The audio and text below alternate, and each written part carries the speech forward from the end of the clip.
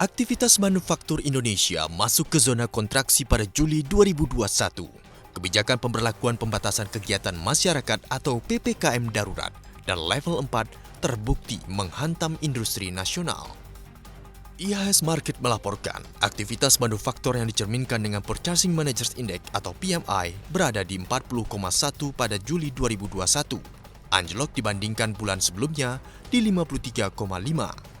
Catatan IHS Markit menunjukkan lonjakan kasus COVID-19 dan PPKM membuat aktivitas manufaktur Indonesia turun drastis. Produksi maupun pemesanan baru turun ke posisi terendah sejak Mei 2020, mengakhiri kenaikan selama 8 bulan beruntun.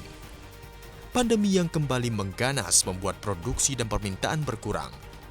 Tidak hanya di dalam negeri, permintaan ekspor juga turun kali pertama dalam 4 bulan.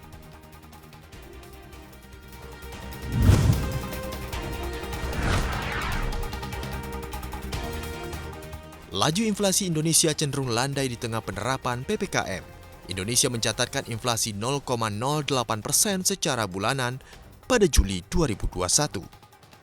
Kepala BPS Margo Yuwono mengatakan, adanya perubahan mobilitas penduduk dari kebijakan PPKM darurat sepanjang Juli membuat perdagangan retail maupun rekreasi menurun dibandingkan Juni 2021.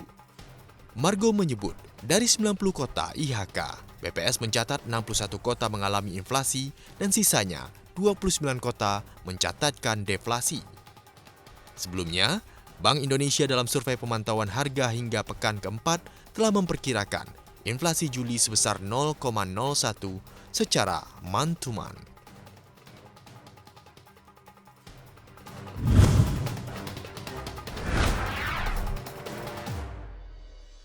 Bank Indonesia dan Bank Negara Malaysia sepakat tidak menggunakan kurs dolar dalam bertransaksi.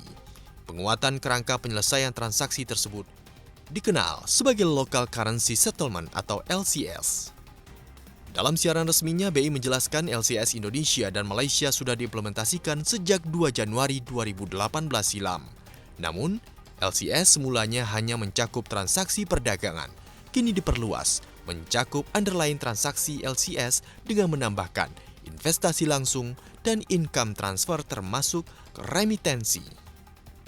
Bank Indonesia dan BNM telah menunjukkan beberapa tambahan bank di masing-masing negara sebagai Appointed Cross Currency Dealers atau ACCD untuk mendukung implementasi penguatan kerangka LCS menggunakan rupiah dan juga ringgit.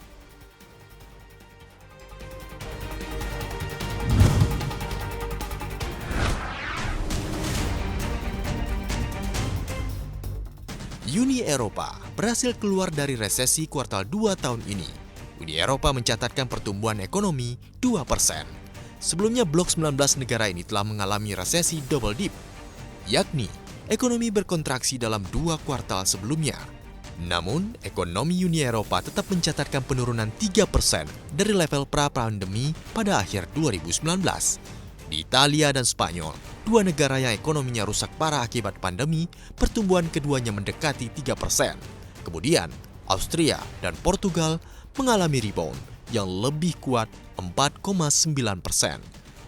Sayangnya, 2 ekonomi terbesar Uni Eropa yakni Jerman dan Italia justru mengalami pertumbuhan yang moderat, 1,5% di Jerman dan 0,9% di Prancis. Statistik pertumbuhan ini menunjukkan adanya pola pemulihan. Jumlah pengangguran turun lebih dari 40.000 pada bulan Juni. Angka tersebut masih 1 juta lebih tinggi dari level terendah yang dicapai awal tahun 2020 lalu.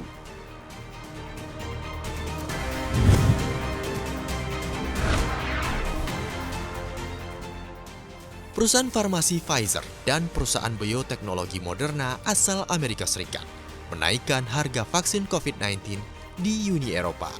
Kesepakatan ini tertuang dalam kontrak pasokan vaksin terbaru.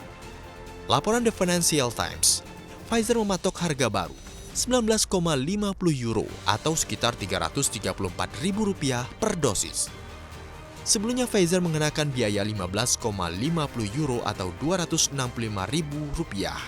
Sementara harga vaksin Moderna adalah $25,50 Amerika Serikat atau Rp368.000 per dosis. Ini naik dari sekitar 19 euro dalam kesepakatan pertama, tapi lebih rendah dari 28,50 dolar Amerika Serikat yang disepakati sebelumnya karena pesanan stok bertambah.